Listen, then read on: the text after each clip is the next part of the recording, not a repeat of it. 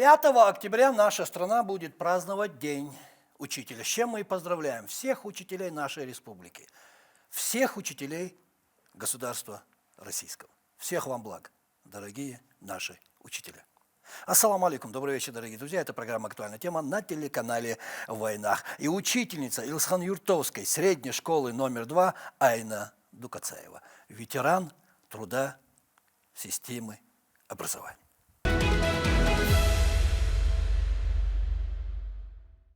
Маршал Айна, нам очень приятно, что именно вы сегодня здесь, в нашей студии, в программе «Актуальная тема» на телеканале «Войнах». Я поздравляю вас с Днем Учителя. Большое вам спасибо. Я тоже вас благодарю за то, что вы есть, что у нас такая передача есть, и это меня очень радует. Ну, спасибо. Я думал, я сегодня вас буду поздравлять, а хвалите вы меня. Вот спасибо. И перейдем к нашему разговору. И мой первый вопрос, Айна. Вот когда вы решили стать учителем, и сколько лет вы уже работаете в школе? Знаете, я родилась в Киргизии в 1949 году. В 1957 году мы переехали, мои родители со мной переехали на родину. И вот в 1957 году я пошла в первый класс. В 1957 году вы пошли в первый класс? Первый класс, да. Это у нас уже дома? Да, это уже у нас дома, здесь, в Майртупе. Это Шалинский район, село Майртуп.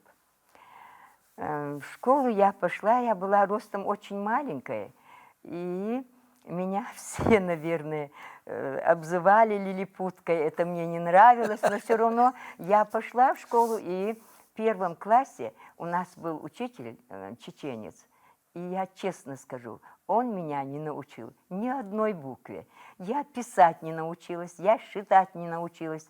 Но во втором классе у меня появилась русская учительница Мария Михайловна. Я ее до сих пор помню.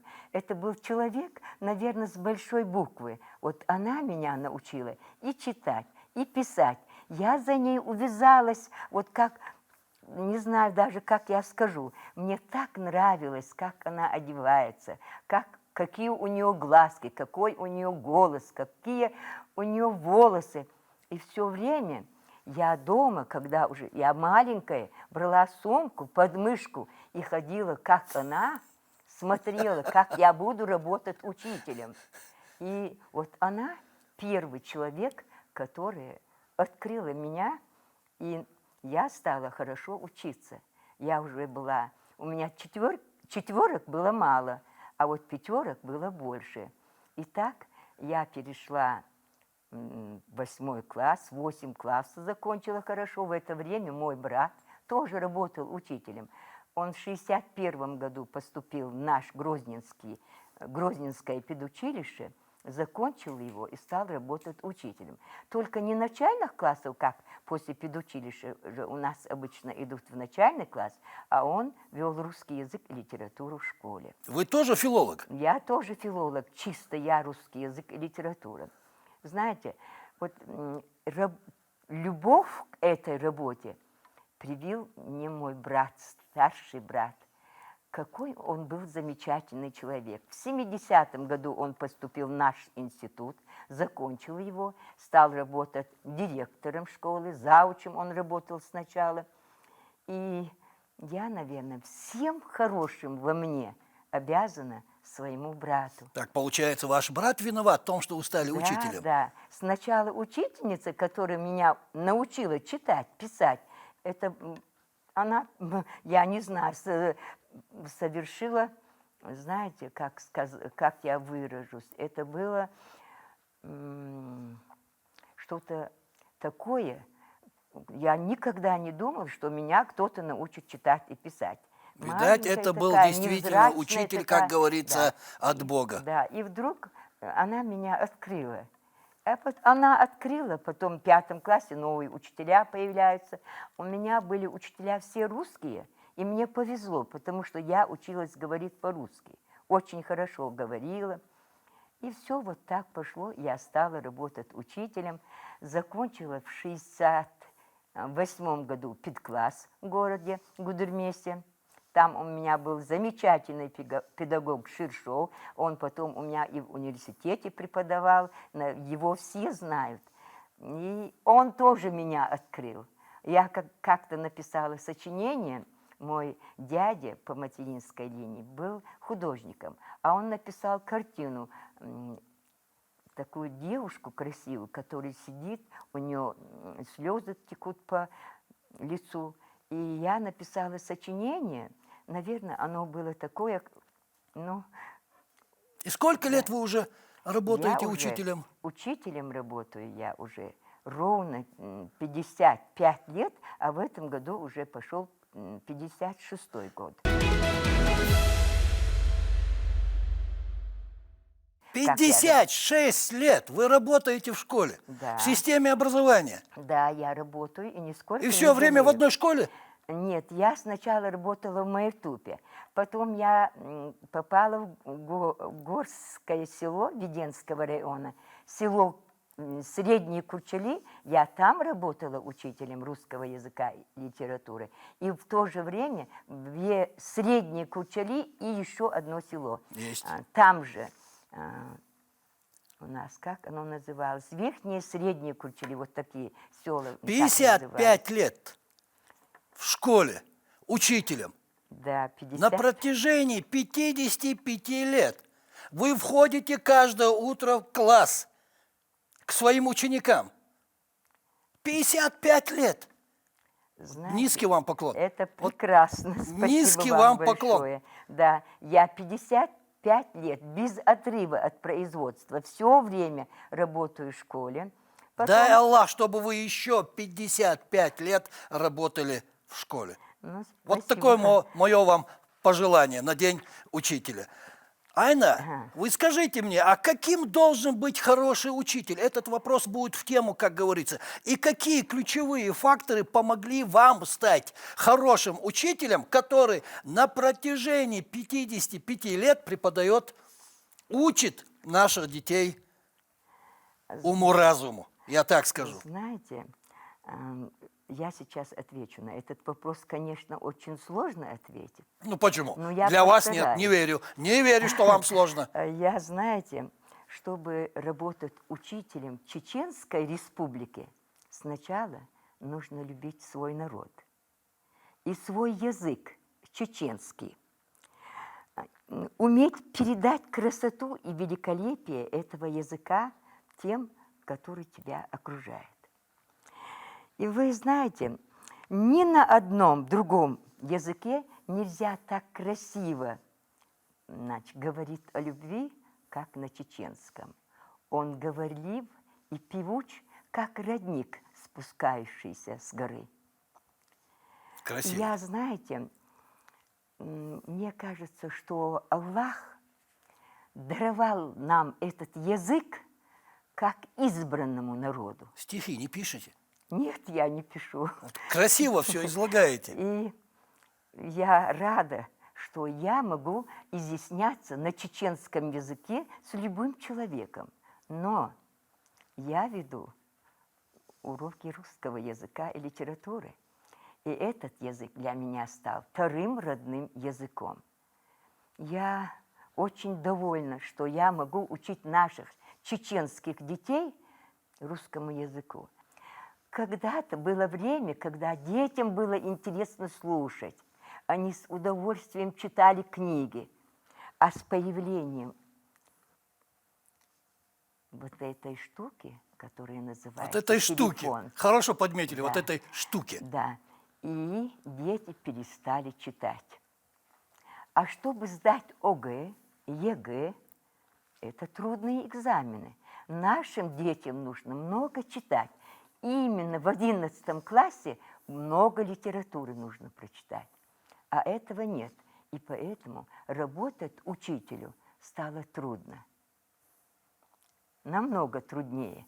Потому что дети не читают, а тебе приходится коротко передавать содержание всех тех произведений, которые они должны прочитать. Это самые основные трудности учителя. Да, это самые основные трудности учителя, у которого 10, 11, 9 классы. А как стать хорошим учителем? Как вы стали хорошим учителем? Ой, я не знаю Вот даже. какие, Хорошие... я повторяюсь, какие ключевые факторы вам помогли стать хорошим педагогом?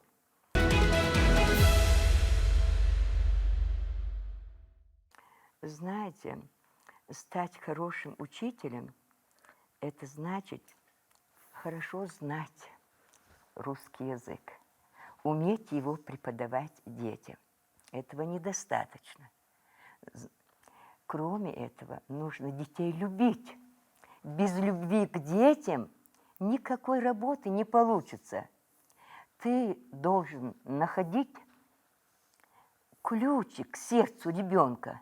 Вот тогда только ты открываешь мир этого ребенка. А Ты было уже- за все это время, Айна, за эти 55 лет, что вам не удавалось найти хотя бы к одному своему ученику ключик к его сердцу? Знаете, вы, наверное, были такие и не моменты? поверите, но я плохих людей не вижу. Я плохих детей не вижу. Для меня дети все одинаковые. И все мне говорят, вот Анна, ой, у нее все хорошие. Действительно, плохих людей нет. Плохими людьми делаются. Это начинается с семьи. А был у вас такой момент, что хотелось бросить Никогда, свою работу? вот Никогда не было такого? Нет, вы что? Я бы и сейчас продолжила работать дальше и на следующий год, если я останусь жива. Но знаете, Останетесь, давайте не будем об этом. Нет, ну, Останетесь, знаете, да, Алмаула? работать дальше я уже сама не могу и не хочу. Почему тоже отвечу? У нас появился компьютер. Так? С компьютером работать вот этому человеку уже 74 года, представьте себе, уже не берет. И я вот, когда сижу вот с ними, да, общаемся, я как немой человек. И я пошла в этом году в школу к директору, а у нас такой замечательный директор. Ой, я ее Хадижа так и называю. Она мне как дочь. Она с душой взялась за эту работу и заставила нас тоже работать как надо. И знаете, у нее получается хорошо, и мы тянемся к ней, стараемся и угодить ей, и сделать так, чтобы она почувствовала, что мы ее уважаем, мы слушаемся ее, мы хотим, чтобы у нас в школе было что-то, все хорошо. Учитель с 55-летним стажем работы продолжает учиться? Конечно. Ой, меня дети учат. Меня дети учат, я у них учусь, они у меня учатся. И каждый день это повторяется. Чтобы хорошо учить детей, мне надо заниматься. Они могут в любое время такой вопрос задать. Тут я с вами Да. согласен. И я должна быть готова ответить на этот вопрос. Удается всегда ответить? Удается. Если, такого еще не было, чтобы у меня Не удавалось. удавалось. Знаете, дети за мной тянутся. Они меня любят, да, я их Вот тоже это люблю. самое главное, вот это самое И главное. знаете что? Вот маленькие дети, у которых я не веду, да, они стараются притронуться ко мне. Они, не А знаю, какие классы у вас? у меня 9, О. 10, 11 класс. Самые возрастные. Ой, у меня в этом году... Не сложно? Ой, хорош, нет. В прошлом году я чуть не сдохла.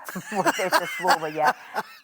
У меня был такой класс, который не хотел учиться, 11. Они с 9 класса вот так шли.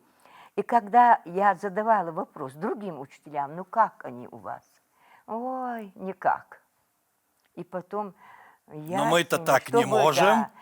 чтобы все они сдали экзамен, я не знаю. Я и в школе с ними работаю, и дома работаю, и после обеда работаю. Слава Аллаху. Сдали Все экзамен? Сдали экзамен. Все сдали экзамен. Вот это самое Мой главное. русский язык все сдали. А есть ли что-то, чему вам хотелось бы научить своих учеников, но вы не можете этого сделать? Такое тоже бывает. Бывает? Конечно, бывает. Знаете, школу, вот вы тоже, наверное, учили в школе и знаете. Ну, конечно. Вот класс, в классе 27 человек. У нас было 35. У нас 27. Вот 5 человек – отличники, 6 – хорошисты, 7 – троечники, а остальная часть, они же ничего не знают. Ну что делать с ними? Они уже повзрослели, они пришли к тебе учиться. А как ты их научишь? Если ребенок не может читать, чему научишь этого ребенка? Уже ты же должен по программе идти вперед. Вот здесь уже эти ребята, которые не знают, знаете, что говорят? Айна, хокан мэлир, цахия, хун ам цаамрк, о худирду, ахмелду хяхчи эмердацу. И как вы поступаете А тогда? я говорю, нет, ребята, вы мне, хотя это говорите, я не уйду из школы. Меня оттуда, наверное, вот так понесут. Я не брошу вас. И продолжаете их учить? Конечно, я сделаю все, чтобы вы сдали экзамен. И действительно. Сдали? Да. У Ну, меня в молодцы. 9 классах никогда проблем не бывает. Они все сдают там 5 получают, 4, 3, но все сдают. Какие качества вы цените в своих учениках? Вот самый лучший совет, который вы дали бы своим ученикам. Знаете, вот я в учениках исполнительность. Первое, чтобы этот ребенок, вот скажешь ему, он сделал. Пунктуальность обязательно. Вот назначила я время в 9 часов, чтобы в 9 часов они были. Пунктуальность – это превыше всего? Да, это и знаете еще что? Форму надо обеспечить, форму, чтобы все дети были, и вторая обувь была, и вторая обувь обязательно белая. Это уже подошва. опрятность. Да, а детям не всем покупают родители. И опять тебе надо уже говорить с родителями. Удается. У меня один только остался без обуви. Я бы ему с удовольствием сама купила. Она недорогая, эта обувь. Но родители обидятся, потому что, ну, представьте себе, 600 рублей, 500 рублей стоит эта обувь. А если я куплю, им не понравится. Низкий поклон вам за все. Вот низкий поклон, от души говорю. Айна, а вы отслеживаете профессиональную карьеру своих выпускников? Ой, конечно. К вам приходят? Вы, конечно. Знаете, я что скажу? Мой ученик у нас в Курчелой работает начальником отдела образования. Ваш Элхазур, ученик? да, это мой ученик. Элхазур Макалович. Приходит в Каримов. школу за советом к вам? Конечно, приходит. Он сразу ко мне. Моя ученица в Илсканюртовской средней школе имени Аймани Кадырова работает заучем уже давным-давно. Она преподает английский язык. У нее это очень хорошо получается. Там же работает моя ученица. Она преподает русский язык и литературу. Она чудо-девочка, молодец, очень хорошо знает свой предмет, очень хорошо относится к детям, любит их. И у нее тоже все получается. Мы вместе общаемся. Я ее детей тоже учу, когда у меня есть... Бывает так, что ругаете своих бывших учеников, если что? Не, знаете, не приходилось. Не приходилось? Нет, не Значит, приходилось. хорошо работают. У меня Салман Хадж Ахаев, он у нас имам села, это мой бывший ученик. В садике у меня работает заведующий, тоже моя бывшая ученица. А в школе и в той, и это, их много, моих учеников.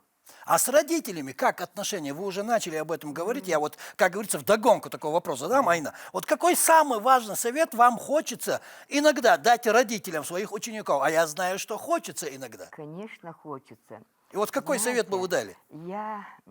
Знаете, какой совет? С родителями у меня чудесные отношения. Чудесные отношения. Да, вот в селе... Проблем да, нет с родителями. Даже вот если вы поедете в село и спросите, кто самый лучший учитель, они назовут меня, и так чудесно, так прекрасно обо мне отзываются, мне становится просто неловко.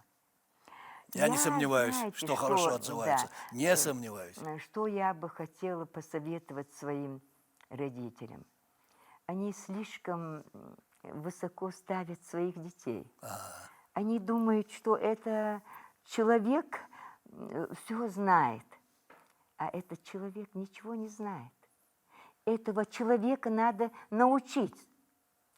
И самое главное, я это слово не могу перенести на русский язык. Гыллак, уазденгалла. Я всегда прошу родителей, чтобы дети с пониманием, с уважением, с любовью относились друг к другу. И требую этого от родителей, чтобы они учили их.